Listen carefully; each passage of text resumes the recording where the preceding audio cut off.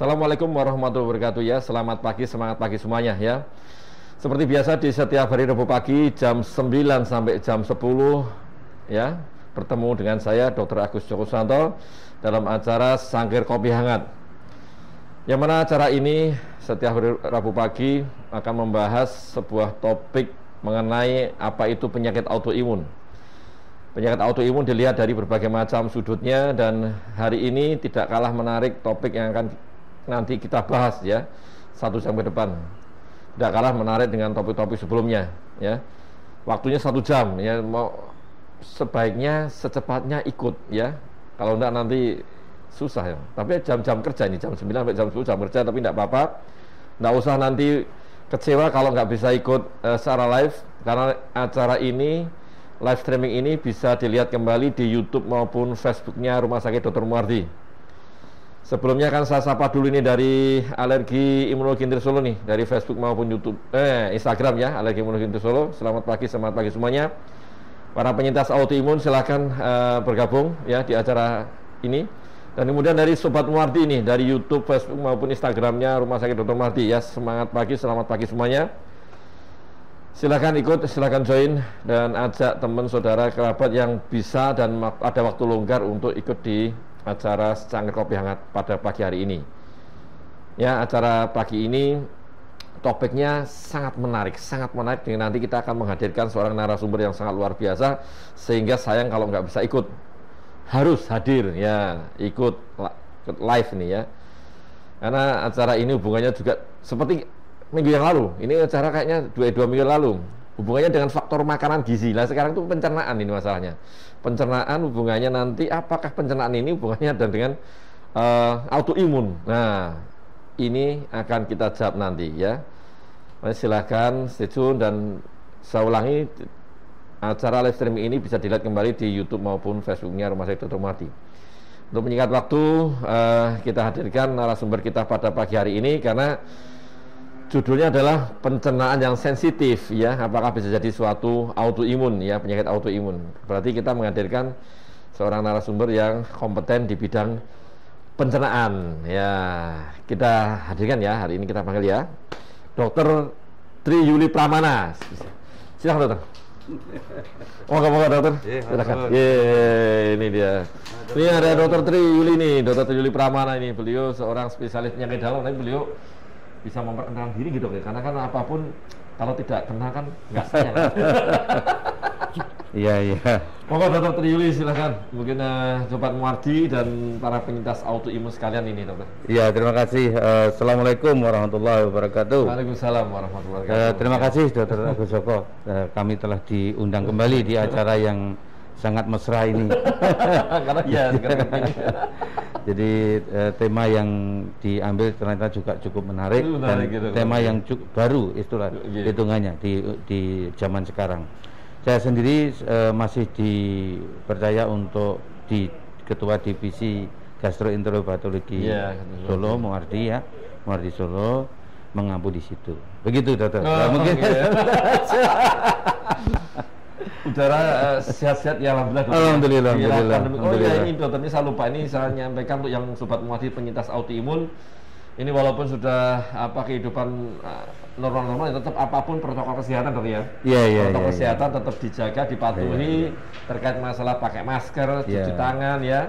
Terus kemudian jaga jarak, dan kalau bisa hindari kerumunan ya. Walaupun memang ya namanya itu ya, naik olahraga terus kadang malah berkerumun, itu kan resiko sekali itu ya. Jadi hindari kerumunan kalau bisa. Dan ternyata Dokter Tri Yuli ini di luar gemis-gemis.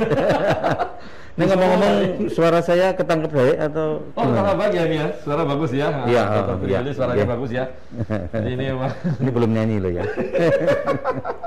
Dokter Tri Yuli ini seorang penyanyi sebenarnya, penyanyi handal, cuman beliau malu.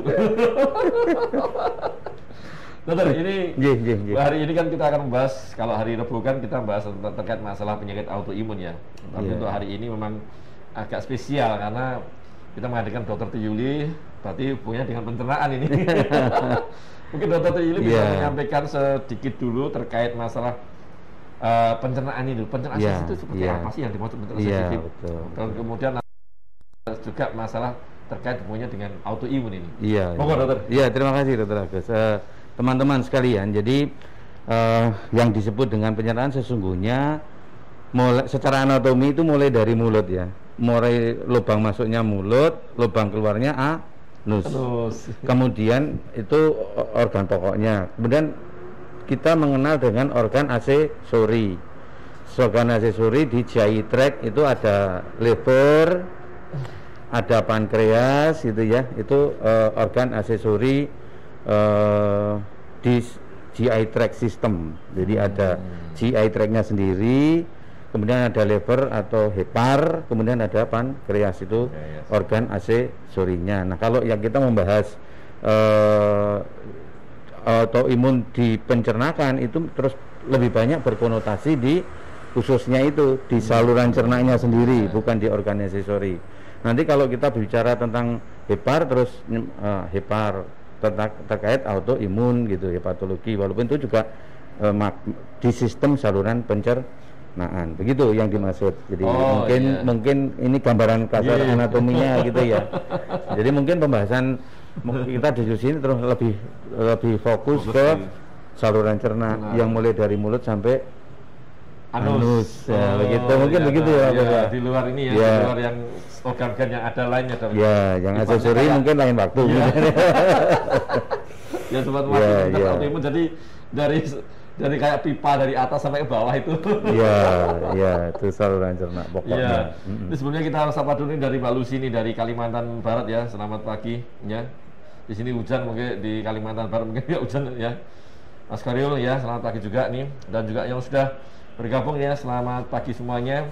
Terima kasih atas ikut sertanya ya, partisipasinya. Dan ini dokter, ini tadi kan kalau yang sudah disampaikan dokter Triyuli di awal bahwasanya jangan dari mulut sampai ke anus gitu dokter ya, masalah itu. Nah, ini kira-kira dokter ini yang paling sensitif yang mana nih kira-kira? Yang biasanya yang ini dimasuk yang sensitif, tadi ada sensitif. Iya. Jadi begini, kalau statement tadi itu lebih banyak diterjemahkan ke arah usus yang irritable gitu.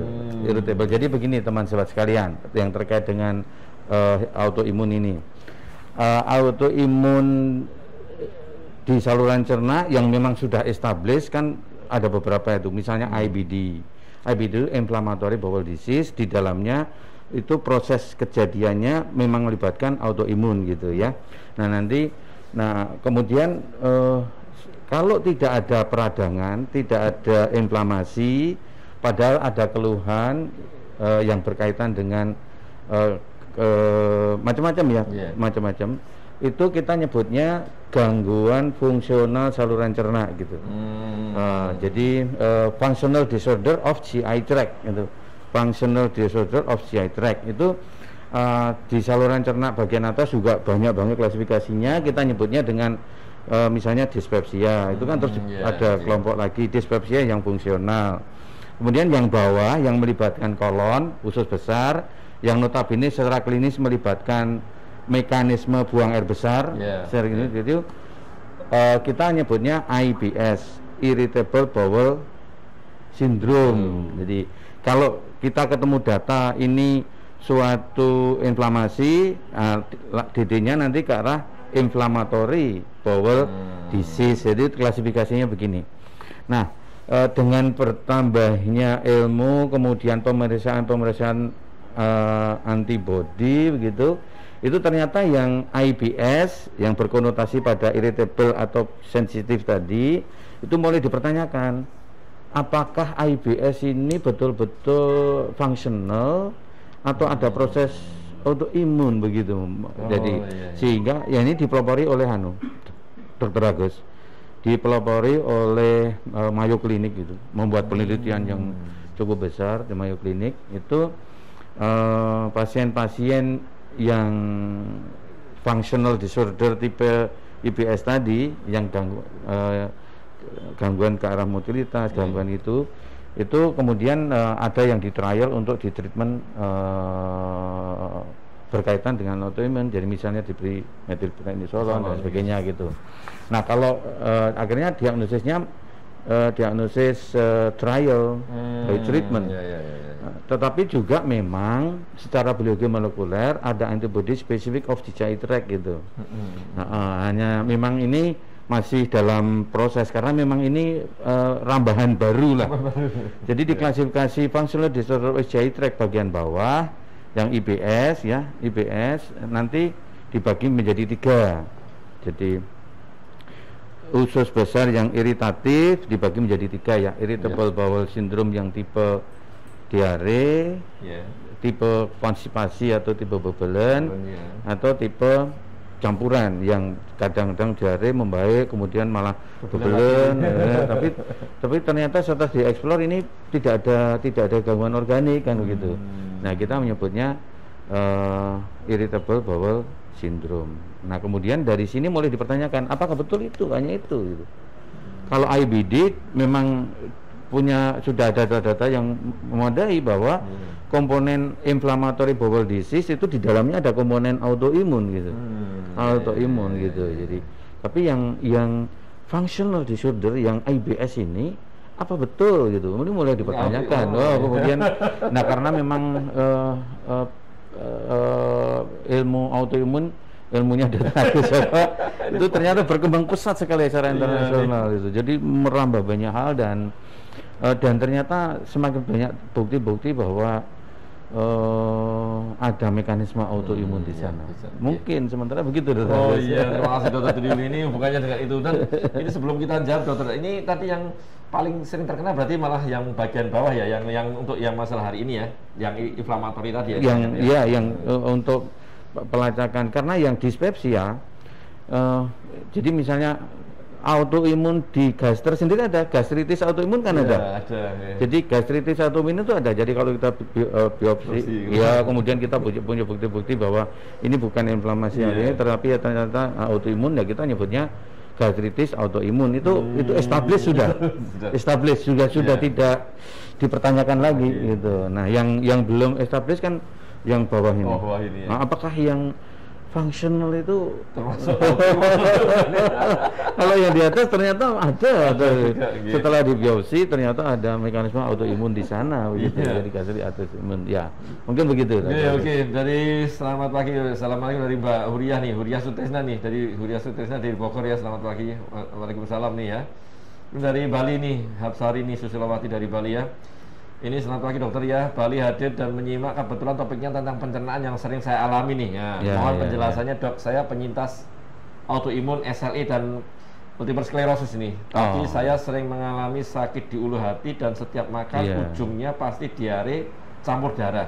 Kebetulan saat ini saya sedang BAB campur darah matang dan ulu hati saya sakit dan perih. Obat sudah dikasih tapi belum juga berkurang dok. Saya harus lakukan pemeriksaan apa lagi nih dok? Dan saya juga post COVID-19 ini Mbak Absari ya, udah sehat ya? Ya alhamdulillah udah sehat nih Mbak Absari ya, post COVID kena COVID ya. Ini gimana dokter mungkin? Iya Mbak Absari, moga-moga sehat selalu. Jadi dan alhamdulillah post COVID dalam arti bisa melampaui, berarti kan walaupun ada SLE dalam tubuh, daya tahan tubuhnya ternyata bagus. Alhamdulillah ikut senang Mbak, jadi ikut senang sekali karena memang dibutuhkan salah satu memang tekad yang kuat. Ini saya menangkap dari itu karena itu akan berbagi autoimun. Jadi begini, manifestasi autoimun disease di luar saluran cerna itu maksudnya begini, gangguan-gangguan di luar saluran cerna memang sering memunculkan manifestasi gangguan di saluran cerna. Nah, lebih-lebih SLE ini memang mekanisme autoimun yang sistemik gitu. Nah, sehingga di saluran cerna pun sering terlibat gangguan-gangguannya. Nah, kalau jadi ini bukan autoimun yang khas hanya sendirian di saluran cerna. Jadi memang berbeda. Autoimun yang khas di saluran cerna sementara di tempat lain tidak ada, itu ada manifestasi penyakitnya seperti tadi gastritis autoimun itu berkonotasi di luar kan memang belum tentu ada gitu. Nah kemudian celiac disease, alergi tapi mulai mempertanyakan masalah autoimunnya gitu. Kemudian yang berkaitan dengan memang terus tumpang tindih dengan komponen-komponen alergi itu terakhir. Jadi makanan-makanan yang tidak langsung berpengaruh manifestasi alergi. Ya, tetapi makanan-makanan ini mengganggu permeabilitas gut gitu, permeabilitas gut atau leaky gut. Jadi ini semakin menarik juga leaky gut itu. Dan nanti memang terlarinya kepada autoimun. Jadi leaky gut itu. Nah, itu di mana tidak ada gangguan autoimun di luar saluran cerna gitu. Nah, kalau panjenengan kan kebetulan ada SLE. Ya, ada SLE. Itu berarti mengidap SLE gitu ya? Ya, dia penyintas SLE dan multiple sclerosis, jadi memiliki 2 autoimun. Terus kemudian ini sakit ulu hati nih. Karena makan kok mesti diare campur darah ini. Nah, ini harus periksa apa lagi nih? Nah, kalau manifestasi GI tract sementara juga ada sistemiknya, itu memang sistemik juga harus terkontrol bagus dalam arti proses autoimun yang manifestasi RRE dan MS ini harus terkontrol bagus juga. Itu dulu. Nah, kemudian manifestasi di GI tract kalau memang ada perdarahan, lebih-lebih tadi kesannya itu perdarahannya bukan hanya yang melibatkan saluran cerna atas. Tadi kan BAB-nya tadi kan darah matang tadi. Ya, ada darah matang, BAB campur darah matang. Jadi langkah pertama sebetulnya kalau kondisinya memungkinkan itu dipastikan untuk sumber perdarahannya. Yaitu dilakukan pemeriksaan endoskopi saluran cerna. Dalam hal ini karena epigastripinnya dominan, kemudian darah yang keluar tadi mateng gitu ya, itu memang secara statistik kemungkinan besar kan saluran cerna atas, sehingga endoskopi saluran cerna yang dikerjakan adalah endoskopi saluran cerna atas dulu, Ibu. Nah, dari sana kita akan mendapatkan kelainan organiknya gitu. Secara makros kita ketemu apa di situ, kemungkinan bisa bermacam-macam, belum tentu ada ulkus, tapi yang cukup sering ditemukan adalah adanya erosi. Nah, karena salah satu kemungkinannya kan kortikosteroid diminum ya. Ya, karena peminum seringnya gitu dokter. Ya, nah kortikosteroid sendiri kan mengganggu mukosa. Akan tetapi obat ini kalau memang dalam pengelolaan SLE tetap dibutuhkan, itu tetap diminum. Nah, kemudian saluran cerna kita tambahi obat-obat untuk melindungi lah ya, melindungi saluran cerna. Mungkin garis besarnya seperti itu. Tapi yang jelas apapun Mbak Absari bisa kontrol ke rumah sakit dokter ya. Kebagian penyakit dalam di konsultan di gastroenterohepatologi ya. Nanti biar dievaluasi. Terus kemudian tadi seperti dokter Yuli sampaikan itu untuk endoskopi itu berarti kan diteropong lah. Nah, makanya kalau mungkin pahamnya teropong dari atas, nanti biar dilihat. Tadi dokter Triyuli sudah menyampaikan mungkin ada luka-luka seperti sariawan dokter sariawan di dalam lambung gitu. Tetap apapun silahkan nanti kontrol, itu lebih bagus. Jangan diobati sendiri loh. Bisa diobati sendiri dok. Karena yang harus diingat kalau ada perdarahan itu HB turun. Ya, itu jadi sehingga kan juga harus dimonitor HB-nya, karena kalau turunnya terlalu banyak tidak diintervensi ya nanti kondisi keseluruhan tubuh juga ikut turun. Sehingga kalau memang dibutuhkan kan memang harus ditambah dengan transfusi selain obat-obatan. Mungkin begitu Pak Sari ya. Pak Sari ya, gitu ya Pak Sari ya. Jadi silakan tetap kontrol, yang penting jangan diobati sendiri. Kontrol.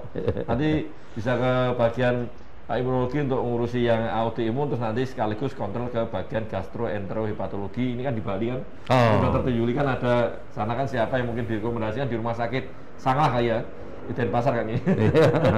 Ya, dan teman-teman banyak di sana. Dan rumah sakit di Bali banyak yang sudah mempunyai alat-alat endoskopi gitu. Juga dari Lombok tadi Mbak, dari atas Lombok Depok ya, dari Depok Ibu, selamat pagi, sudah hadir juga ini dari Palangkaraya juga nih, Kalimantan Tengah ya. Bagaimana kabar Palangkaraya? Di Solo sekarang baru hujan, mendung, habis hujan. Udah dari Lombok nih, Lombok bagaimana ya? Lombok dari Nyoman, udah dari Magetan udah hadir ya. Terus dari Madiun nih, Assalamualaikum dokter, waalaikumsalam ya, dari Ita Surya Ita ya. Dan kemudian nih dari Eka Rahma ya, Assalamualaikum dokter, ya pagi dokter, waalaikumsalam. Udah mau tanya nih, Salma DM tipe 1 ini, setiap habis makan dia langsung kebelet pup. Kenapa ya dokter? 2 bulan ini BAB berat badan mulai naik. Salma usia 10 tahun, berat badan 27 kilo, tinggi badan 136 cm. Biasanya berat badan di kisaran 22 sampai 24. Nah, ini gimana dok? Ini mungkin dia itu punya DM tipe 1 dengan autoimun DM tipe 1 kan. Dan memakai insulin ya. Ya, pakai insulin pasti. Terus kemudian ini setiap kali makan langsung dokter terjadi. Iya. Ya, salah satu yang kita sebut tadi adalah irritable tadi. Irritable bowel syndrome, di mana saluran cerna itu iritatif gitu dia, iritatif ya. Jadi terpicu sedikit kemudian tonusnya itu berubah. Ya, terjadi dystonia. Dystonia sendiri kan bisa meningkat, bisa turun, walaupun berkecenderungan nanti turun gitu ya. Nah, ya saya kira pada kasus ini itu komponen DM-nya berpengaruh. Nah, adanya penyakit autoimun di tempat lain itu bisa saja ya, Dr. Agus ya. Itu juga ada autoimun di usus misalnya. Itu tetapi memang ini terus diperlukan pembuktian lebih lanjut. Ya, inilah yang memang topik adanya autoimun di saluran cerna ini menjadi topik baru di akhir-akhir ini, zaman pandemi ini. Ya, pandemi COVID. Ya, secara internasional menjadi topik baru. Sehingga ilmunya baru berkembang ya, ilmunya baru berkembang. Nah, kalau dalam hal ini yang paling langkah pertama menurut saya tetap gula darahnya diusahakan terkontrol bagus. Ya, cuma terkontrol bagus gitu ya. Kemudian obat-obat yang membantu motilitas saluran cerna, jadi obat-obat prokinetik istilahnya ya. Kita bisa memilih beberapa obat. Nah, kalau yang melibatkan saluran cerna bawah biasanya memang kelompok-kelompok yang lemah HT gitu ya. Itu bisa kita bantukan untuk diberikan. Di sisi lain, DM tidak boleh dilupakan adalah obat-obat yang punya efek antioksidan. Jadi dan juga yang punya efek neurotropik. Jadi karena DM berkonotasi nanti mudah terjadi inflamasi karena ada oksidasi dan seterusnya. Walaupun prosesnya juga tadi autoimun, itu kan proses lain. Sehingga kan obat-obat yang dalam tanda petik besar ini suplementasi ya. Suplementasi itu saya kira cukup bermanfaat. Gitu. Mungkin garis besarnya seperti itu. Ya. Dan menjadi penting lagi selalu berkonsultasi dengan teman-teman dari anak. Oh iya. Karena masih 10 tahun nih ya, 10 tahun anak nih. Iya, itu menjadi penting. Bagaimanapun nanti polanya tidak persis sama dengan kita yang dewasa untuk pelayanan lebih lanjut. Iya. Mungkin begitu ya. Baik, begitu ya. Jadi silakan nanti konsultasi juga ke dokter spesialis anak, mungkin konsultan di bagian gastroenterologi juga ya. Anak, iya kebetulan bagian anak tapi bukan yang dewasa. Ya. Jadi sekarang gastroenterologi anak juga berkembang. Jadi masing-masing rumah sakit mulai ada teman-teman sejawat yang memang memperdalam problematika gastrohepatologi di bagian anak. Dan ternyata memang anak dan dewasa memang dalam hal ini tidak persis sama mekanisme statistiknya dan beda ya. Anak kecil masih tumbuh kembang.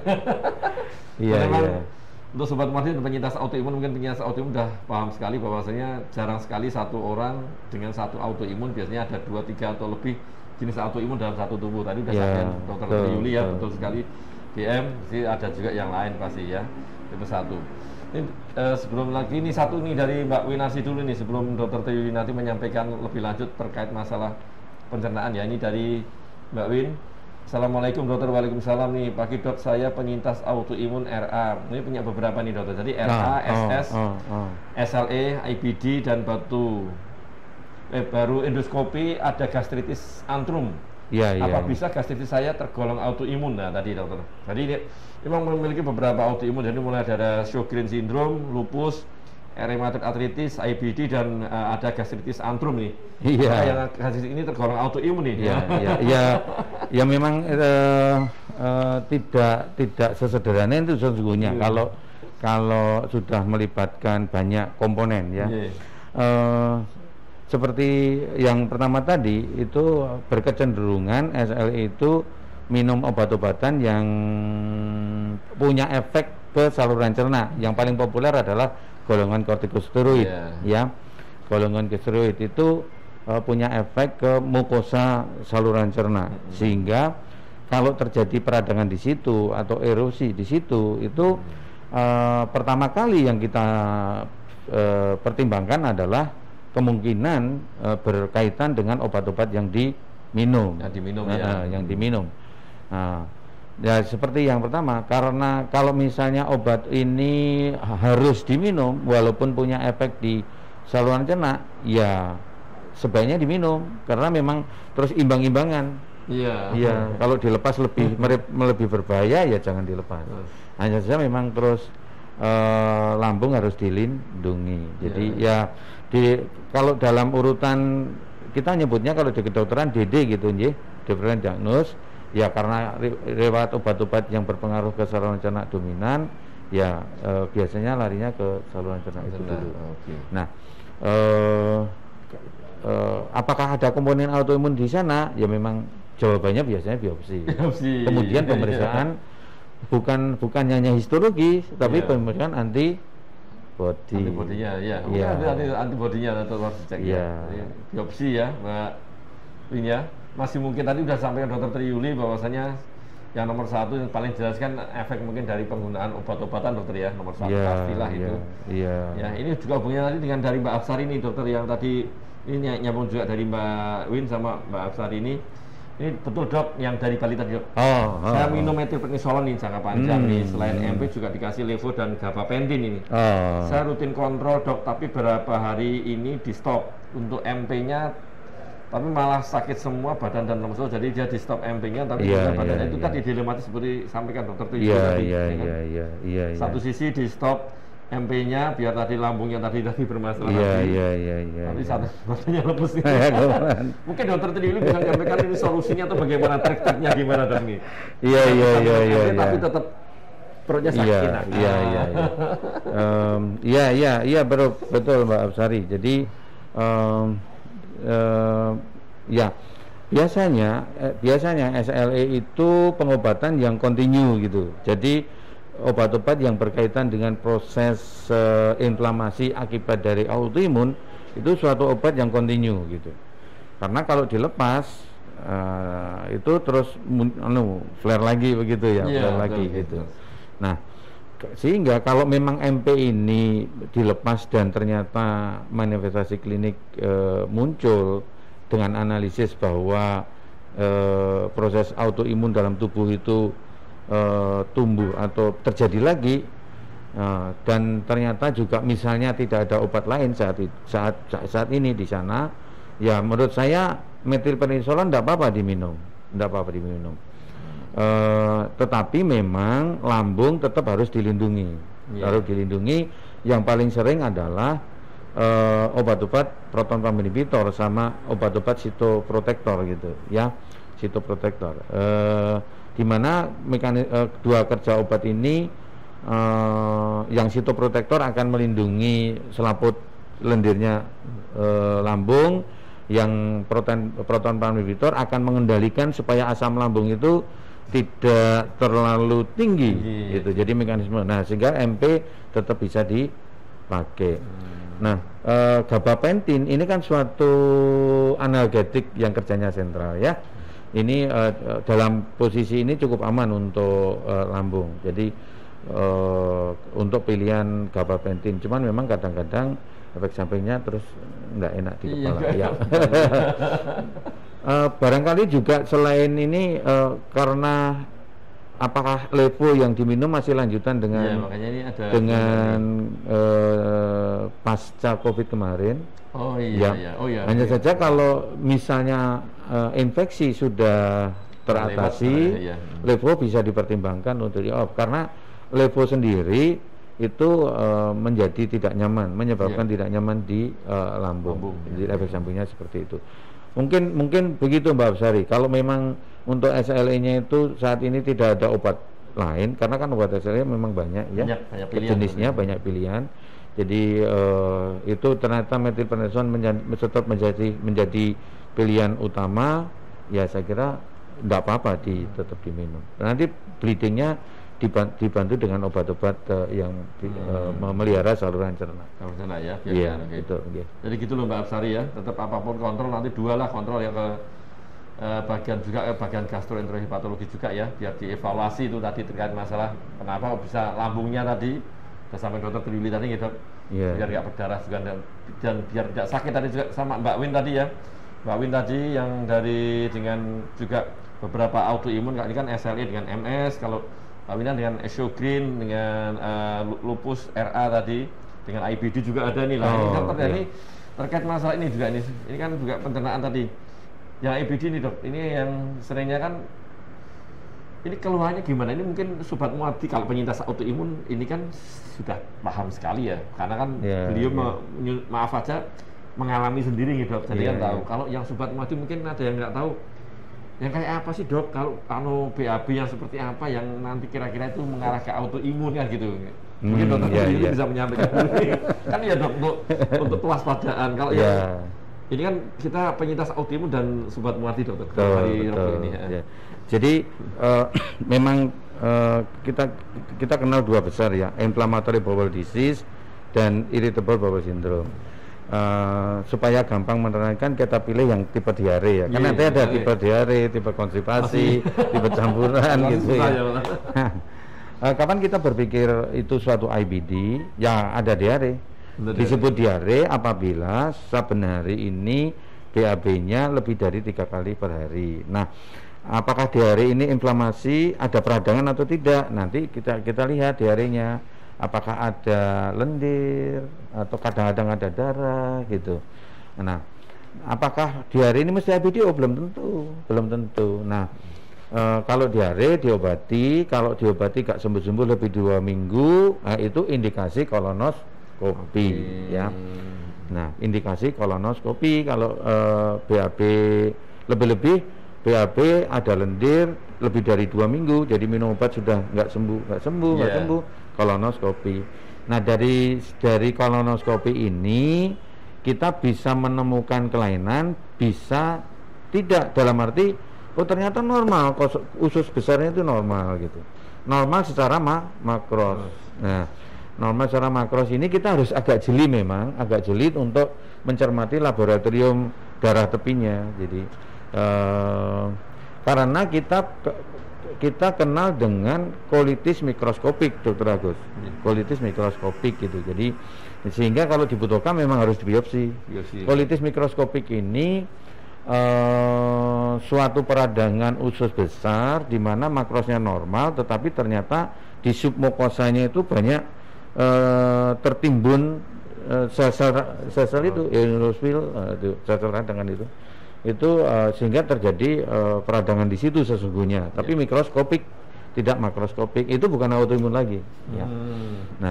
Nah kalau kita ketemu suatu peradangan, itu juga peradangan yang jenis apa gitu, kita kenal menjadi 3 kelompok ini. Crohn disease, colitis ulceratif atau campuran begitu.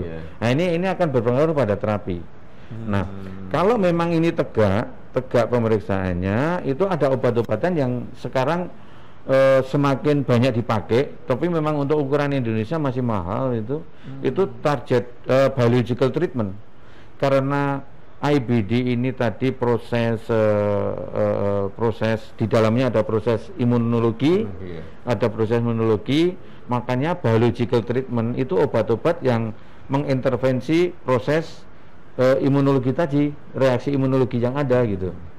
Nah ini cukup berkembang pesat Dan di Indonesia juga memang sudah beredar obat-obat ini. Jadi kalau memang ada IBD, obat itu ya memang untuk ukuran kita masih cukup mahal. Jadi tidak berhenti di pemberian kortikosteroid, kemudian anti-inflamasi saluran cerna, tetapi langsung ada obat-obat yang biological treatment. Itu kalau memang tegak suatu IBD gitu. Memang mulai diusulkan treatmentnya itu tidak harus button up. Jadi diobati ini dulu baru langsung atas. Kalau memang ada fasilitasnya atom dulu lah, bom nuklir baru kecil. Kalau memang ada fasilitasnya diagnosis tegak itu bisa diterapi. Nah, itu gerak gitu. Jadi malah terjadi perbaikannya. Pertanyaan kita biasanya, ditahan BPJS enggak dok? Gitu. Kita sering bertanya, ada yang bertanya tadi. BPJS enggak ini? Ya betul ya, itu satu kendala tersendiri lagi. Untuk masalah kolonoskopi dok, kolonoskopi endoskopi ini juga masalah ini kan ditanggung BPJS ya sampai sekarang? Ya di rumah sakit tipe A lancar. Nah itu ya Sobat Mardi, penyakit autoimun enggak usah bingung nanti ya. Kolonoskopi, teropong atas maupun bawah itu semua ditanggung BPJS. Kalau sesuai indikasi ya dok ya. Indikasi masih sampai sekarang kalau masih tanggung, kecuali yang tadi obat-obatan yang mahal-mahal. Itu kayaknya belum tertanggung ya. Iya betul begitu dokter Agus. Ini dari Mbak Irmawati nih, dari Instagramnya Muartini. Assalamualaikum dokter, waalaikumsalam nih. Mau tanya sakit ulu hati kalau BAB kok keluar darah, kenapa dokter? Ini hampir mirip tadi, tapi nggak apa-apa, mungkin ini baru gabung nih. Iya. Darahnya hitam atau merah segar? Gimana nih Mbak Irma, darahnya gimana nih? Bawahnya, mungkin dari bawah ada lagi. Sama sering mutah, terus pas ulu hati nyeri, jadi dia juga sering mutah, terus BAB keluar darah ini. Nyeri ulu hati dok. Iya. Salah satu indikasi walaupun pandemi, jadi begini teman-teman sobat sekalian, juga yang pemirsa, pada waktu masa pandemi ini memang secara internasional endoskopi dikerjakan, terutama yang indikasinya jelas. Dalam arti ada perdarahan salah satunya. Ya, jadi ada indikasi yang memang harus dikerjakan endoskopi. Nah, untuk diagnostik yang tidak harus dikerjakan segera itu memang disarankan untuk ditunda untuk masa pandemi ini, untuk keamanan semuanya. Ya. Nah, salah satu indikasi yang sebaiknya segera dikerjakan adalah perdarahan saluran cerna. Jadi Mbak, kalau memang tadi BAB-nya ada darah, kalau warnanya itu hitam, berarti nyambung dengan keluhan di ulu hati, Sehingga kalau misalnya kagungan BPJS bisa diurus rujukannya, nanti teman-teman di daerah biasanya akan membantu, karena memang di daerah belum tentu punya alat endoskopi. Akan dibantu, akan dirujuk ke Muardi. Sampai di Muardi nanti bisa kita evaluasi endoskopi untuk memastikan sumber perdarahan yang ada. Jadi kembali lagi tadi yang kita sampaikan bahwa endoskopi ini diagnostik untuk mendiagnostik. Yang tidak boleh dilupakan walaupun secara statistik itu angkanya kecil adalah keganasan saluran cerna. Jadi kepentingan endoskopi itu untuk diagnostik sehingga pengobatannya itu lebih pas gitu, lebih pas pada sasaran. Jadi yang kita temukan apa, obatnya pas pada sasaran. Jadi kalau memang kebetulan suatu keganasan segera ditemukan, segera dieksplorasi sehingga belum menyebar kemana-mana gitu. Ini menjadi penting. Jadi monggo kalau memang beratnya ada kehitaman, kita bantu untuk endoskopi nanti bisa dikerjakan di sini. Nah, yang sering muntah tadi begini, gangguan saluran cerna itu ada yang dominan nyeri, ada yang dominan gangguan gerakan usus, atau campuran gitu. Itu klasifikasinya. Jadi bahasanya itu adalah dysmotility type, itu yang dominan gerakan usus yang terganggu gitu. Ada yang nyeri itu ulcer like type, kemudian campuran. nyeri yo dominan. Iya, betul. Nah, kalau sehingga tadi yang dahar kok terus gampang muntah, ya, barangkali memang tidak terlalu nyerinya, nggak terlalu ganggu gitu. Ya, bisa memang ya itu yang dysmotilate type gitu, dysmotilate type. Biasanya itu kalau tidak ada darah gitu ya, kembali lagi tidak ada darah, muntahnya tidak ada darah, kemudian BAB juga tidak hitam gitu. Biasanya kita intervensi dengan obat-obatan dulu. Lebih-lebih masa pandemi ini, seperti dari Camato tadi, tidak langsung serta-merta endoskopi, tidak. Nah, diobati dengan obat-obat untuk menata gerakan usus, sehingga muntahnya itu terkendali. Nah, akan tetapi kalau diobati mereda sebentar, obat dihentikan, begitu lagi diobati, begitu lagi, ya memang ada tempat untuk sebetulnya ada apa sih untuk jeru nih gitu. Perlu di endoskopi. Ada tempat juga untuk dilakukan endoskopi. Mungkin begitu. Iya, Mbak Irmawati ini rumahnya mana nih, kalau memang dekat nanti dari sekitaran Solo Raya bisa nanti, tadi sudah sampaikan Dokter Yuli, mungkin dari rekan sejawat teman dokter spesialis sana kan bisa mengkonsul ya dokter ya. Konsulkan ke fasilitas yang ada endoskopinya kan, mungkin di tipe B juga mungkin ada ya, tipe B kan ada sebagian ada ya, mungkin yang intinya bisa dikonsulkan, dirujuk ke rumah sakit yang memiliki fasilitas endoskopi ya. Kalau yang jelas rumah sakit Dr. Mati kan insya Allah pasti ada ya. Mungkin yang tipe B mungkin ada, mungkin nanti sebagian ada, bagian enggak ya. Ya. Untuk anak-anak kita juga sudah. Oh, anak-anak sudah ya? Sudah ada ya, sudah mulai berkembang ya. Endoskopinya ya. Oke. Jadi nggak usah khawatir nanti kalau sekitar Solo Raya seperti tadi ya Mbak Irmawati ya. Dari Mbak Winati ya, terus tadi bagaimana cara tahu kalau gastritis tergolong autoimun. Dan sekarang saya masih dirawat di RSU Muhammadiyah Ponorogo karena demam tipoid, Dok. Apa ada hubungannya, Dok, dengan gangguan cerna ini? Nah, ini tadi yang Mbak Win tadi yang punya Sjogren, yang lupus, kemudian era tadi, ini bagaimana cara tahu kalau gastritisnya tergolong autoimun ini? Pertanyaan bagus. Pertanyaan bagus. Masih dirawat ini, dan karena demam tipoid, juga tipoid sekarang masih tipoid juga nih. Oh begitu. Nah, ini apa ada hubungannya dengan gangguan cerna tadi? Ya.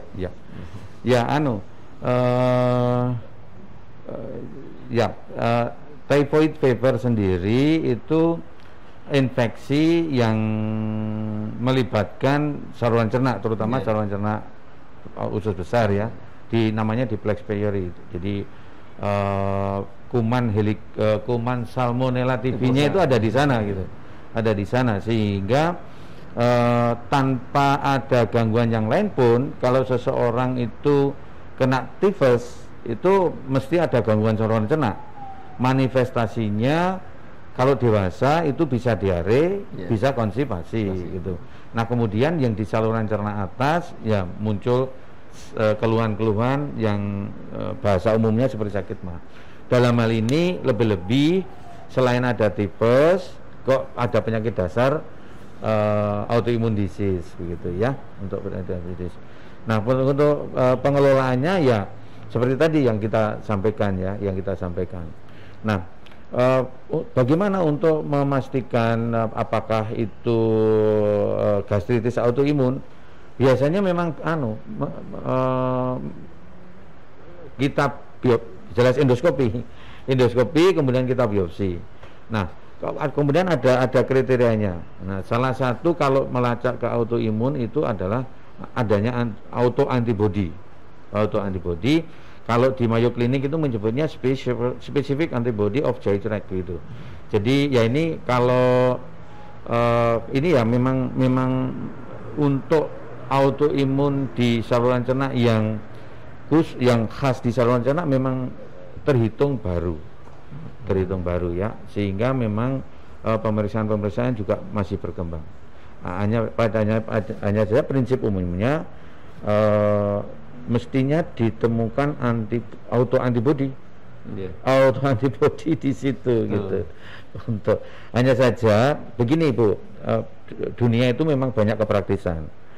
Setelah di endoskopi kemudian ditemukan kelainan-kelainan sakrama cross endoskopik, kemudian riwayatnya jelas, itu obat-obat memang berkaitan dengan itu terutama gitu.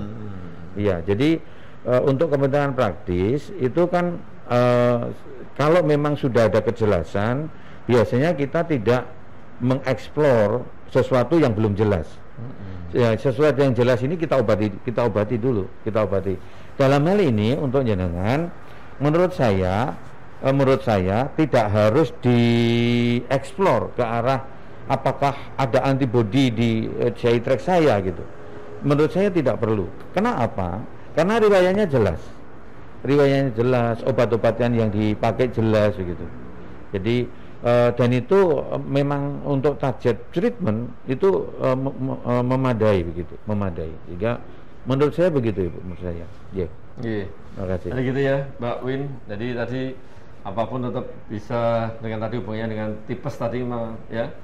Kena tipes itu kan mesti gangguan pencernaannya pastilah ya, tadi saya sampaikan dokter ini ya, kadang sok kebelen, ada yang diare ya Dok ya, seperti tadi ya. Untuk masalah autoimun di lambung sih, kalau memang tadi sudah ada mendasari kan Mbak Win ini kan sudah banyak dengan paling enggak 4 penyakit autoimun ya, sehingga apapun sangat mungkin itu ada autoimun di tempat lain juga ya. Salah satunya di GI tract tadi, di pencernaan.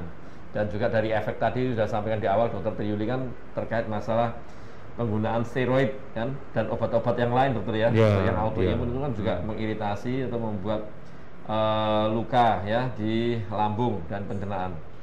Jadi itu ya Mbak Win, yang jelas adalah obat tetap minum teratur, jaga kondisi ya. Terus jangan sering telat makan, biasanya kan gitu Dok.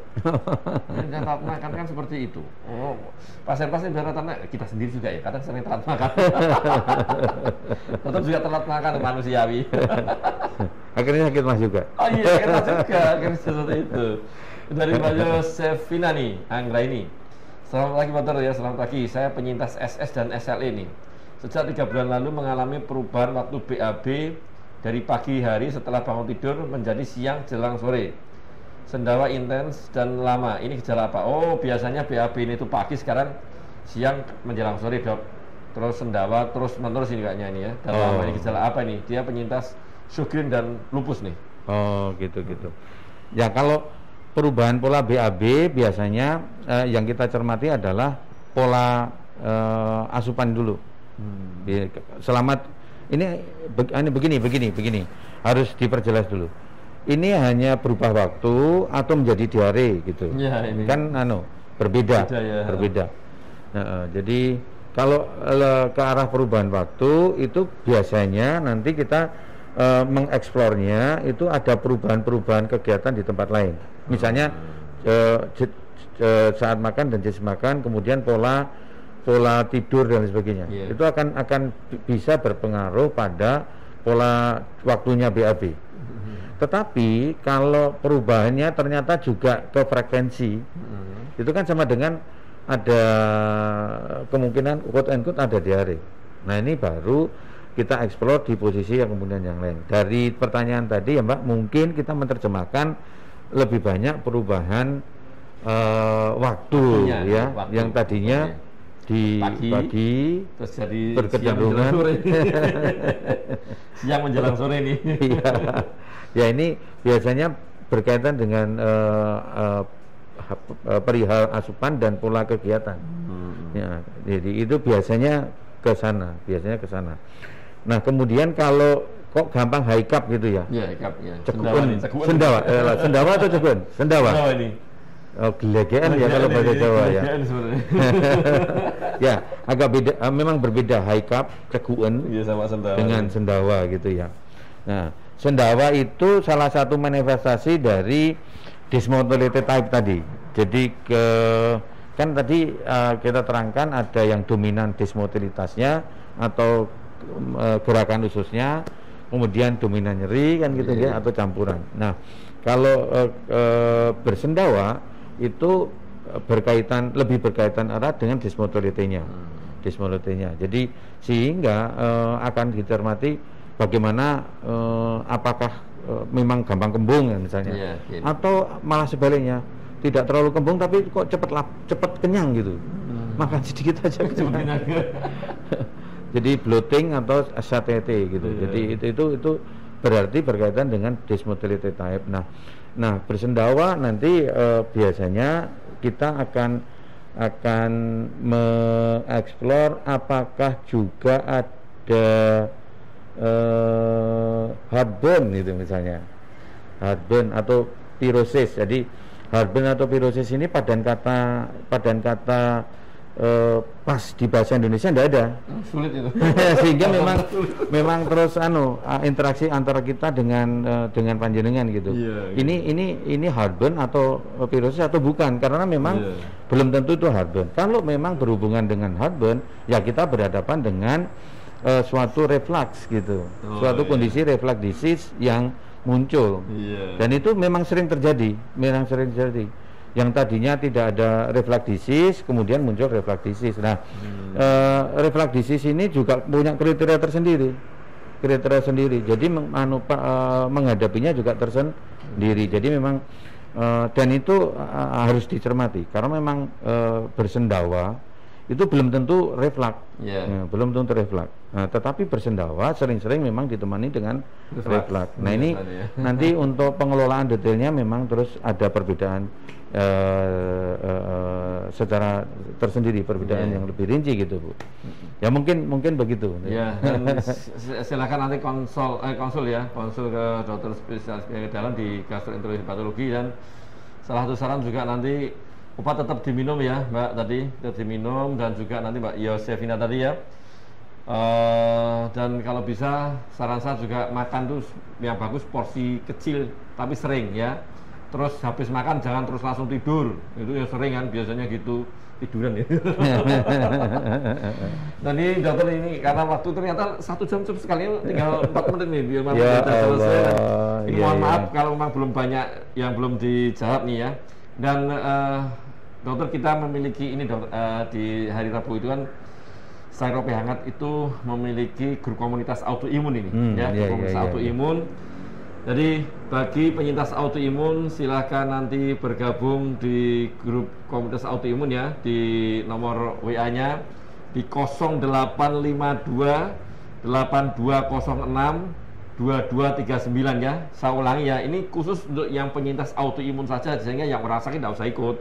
Jadi grup komunitasnya di grup WA-nya adalah 0852 8206 2239 ya. Silahkan ikut gabung, ikut join, dan jangan lupa untuk yang live streaming ini pada pagi hari ini bisa dilihat kembali di Facebook maupun YouTube-nya Rumah Sakit Dr. Muardi. Jadi nggak usah kecewa kalau nggak bisa ikut ya dokter, karena memang ini kan jam 9 sampai jam 10 kan hari kerja ya. Pada sibuk, nggak usah kecewa.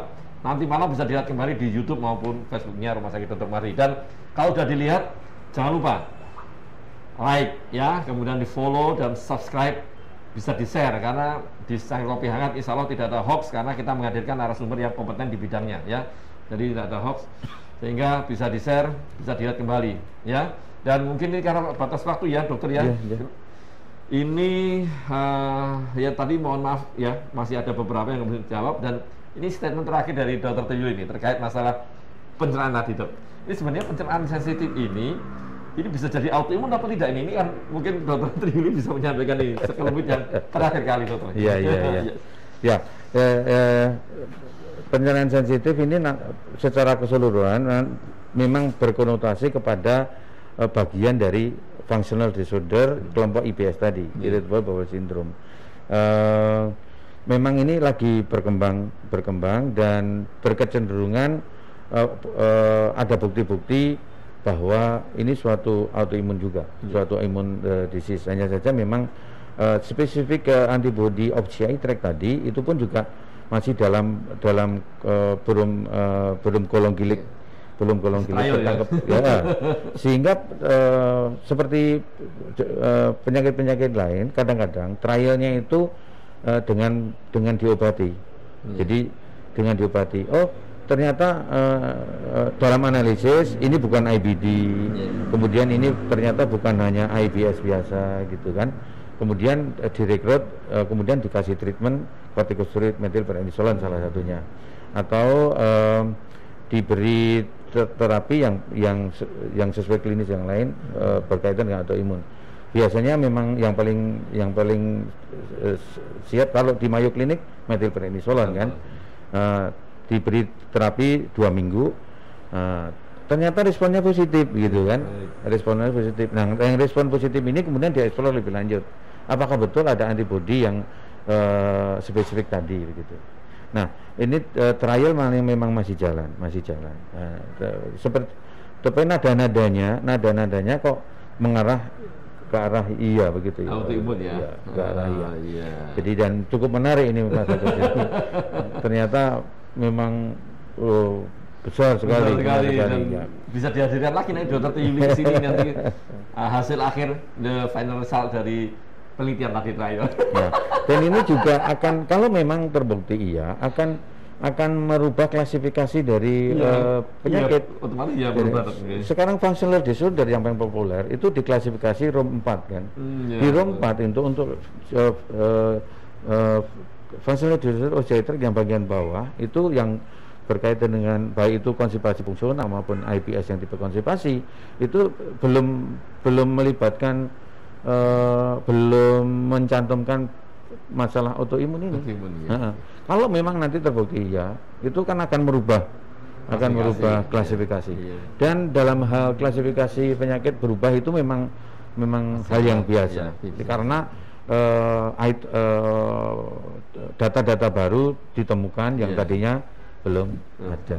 Jadi perlu kita simak lebih lanjut. Bisa dihadirkan lagi ya, karena ini terbatas waktu Dokter ya. Dan terima kasih sekali atas kehadiran ya Dokter Tri Yuli di acara Air Kopi Hangat, dan juga Sobat Muadi maupun penyintas autoimun sekalian ya. Kita insya Allah bertemu kembali di Rabu depan, karena memang apapun yang ya terbatas waktu Dok, 1 jam ternyata cepet ya. Kalau kita nanti sampai 2 jam gitu. Iya. Kita salah hadir kembali di Rabu depan dengan topik yang berbeda, tapi tidak terlepas dari penyakit autoimun. Ya, sekali lagi terima kasih Dr. Tri Yuli Pramana atas kehadirannya, dan juga dari Sobat Mahdi dan penyintas autoimun sekalian. Kita cukupkan acara Sanggar Kopi Hangat di pagi hari ini. Insya Allah ketemu di Rabu depan jam 9 sampai jam 10 di acara yang sama. Akhir kalam, wassalamualaikum warahmatullahi wabarakatuh ya. Waalaikumsalam warahmatullahi wabarakatuh.